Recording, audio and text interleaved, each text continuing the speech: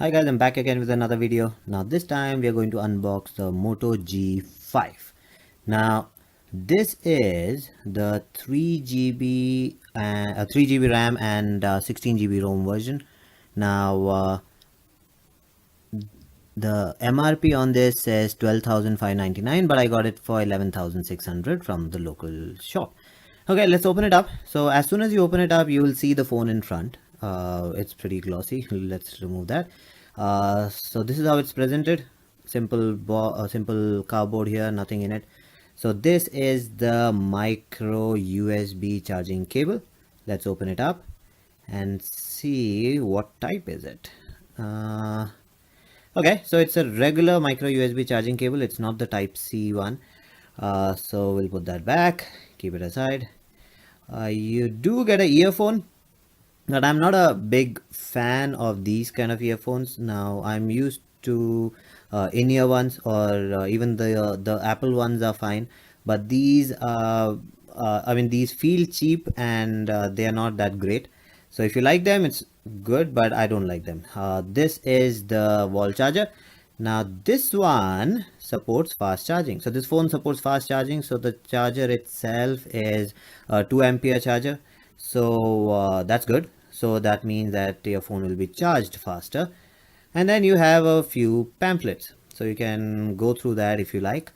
So you have like the warranty information, and you have the user manual for your Moto G5. So it has a few information like what to do with the phone, like the camera options, the sim options, photos, the Moto apps, all these things. Okay, so let's look at the build quality. So you have nothing in front except for fingerprint reader. Now this does double as a swipe mechanism, but that's going to be changed in the settings. Now it's not a home button. Now this entire thing is plastic. Now you can't see any metal on it. The metal part is this. So this cover is completely aluminum. Now what you do is you put this cover with this back panel on the phone, and it looks like the entire phone is metal, but in a way it's good. Because of this, now you can change the battery. Now you have the connectors over here. So that's the antenna connections. So it's a pretty sturdy cover though. Let's take a look at the battery now. Now the battery is not that big. The battery is just, let me just show you that. Okay, it's just 2600 mAh battery. So for a budget phone, that's fine, because that's what generally you find nowadays. Let's look at the camera first. It's a 13 megapixel camera with a flash at the bottom. You have a SIM card slot here, another one over here, and then a micro USB slot on top. Now that's all the slots at the back. Now at the bottom you'll find a micro USB port where you can plug in your charger. You won't see a button just like that, because the buttons are on the cover. So once you put the cover on, you see the button over there. So that's what presses on to the button which is below, but you can't really see it without the cover on. So you have the power and volume, and then you have the 3.5 mm jack on top, and that's it. So no more buttons. Now let's put the battery in and switch on the phone. So the battery is in. Let's put the cover back on. Now you have to put the cover back on this way from the top, and then keep pressing it till you close it from all the sides. So that's it. Let's put on the phone now. It'll take some time to switch on for the first time. Hello, Moto.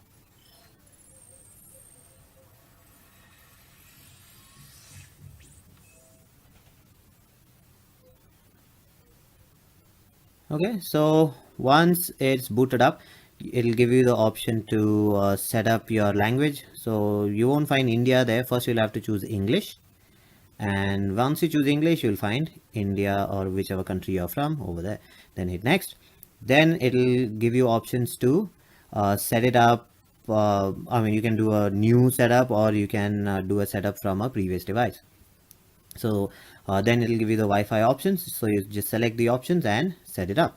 So let's go ahead and set it up. And once the setup is done, once I put in the Google account, I'll come back again.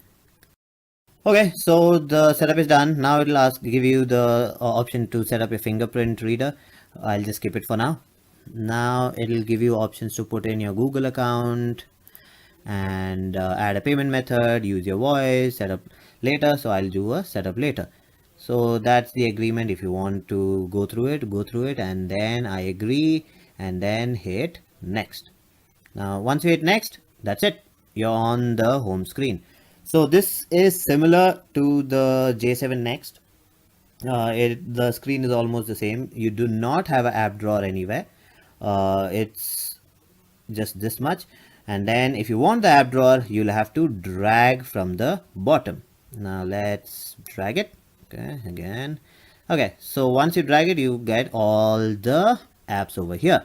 So that's basically it. You find the settings on top, open up the settings, so you get all these options. It's pretty basic. The options would be same as all the 7.0 Android, so it's nothing new, nothing different, just that it's more of a stock feel than a themed one. Like if you have a Samsung or some other phone, you'll have a different theme to it. Now this way you can see all your recent items, and that's it. So nothing much to do because there's nothing installed on it right now. So let's go ahead and check some features. Like let's see the dialer. So the dialer is like the stock Android one. So you have the favorites, recent, and contacts. Now the most important one, the camera. Let's open that up. So this camera has a few features. So it's got a 13 megapixel camera at the back. It does support a few things. Let's just go through it. So touch to focus, and you have an additional option, which is you can control the brightness. So that really comes in handy. A lot of times I struggle with brightness, so I have to use my iPhone for that, but this one has it natively. Now you do get a few apps which can do that, but I would like a native one to do it. So these are the modes: professional, slow motion, panorama, and video, and then photos. So these are the options that you get, so you can choose any of them. And you have HDR on, off, and auto. Let's see, what else do you have?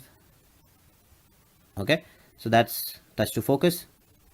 So this is pretty simple, but this actually comes in handy. Now one more thing is you can just drag it this way and then change the focus according to whatever picture you're clicking. So the camera is good. Now let's go ahead and see the front camera. So the front camera also supports the touch to focus and brightness level. So that's also a very good thing.